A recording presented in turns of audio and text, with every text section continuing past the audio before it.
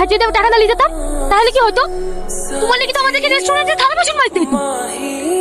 আমি বুঝতে পারিনি, কিন্তু তুমি বিশ্বাস করো, যেভাবে হোক আমি টাকা ম্যানেজ করে ফেলতাম। ম্যানেজ করে তো 4 বছর ধরে সংসার চালাচ্ছো। শুধু আমি বলে তোমার সাথে সংসার করছি। আমি জীবনে সব থেকে বড় ভুল করেছি তোমাকে ভালোবেসে। তোমাকে কি করবো? সারাদিন বাড়িতে কাঠের পুতুলের মতো করে থাকো, মাকে সামলাও, গা ধোয়াও, খাও, এছাড়া তো আমার জীবনে কিছু নয়। সকালের কথা বাদই দিলাম, একটু সুখ তো দিতে পারো বাবু। আরে মা, তোমাকে বাইরে আসতে বললো, চলো ঘরে চলো। তোরা ঝামেলা করছিস?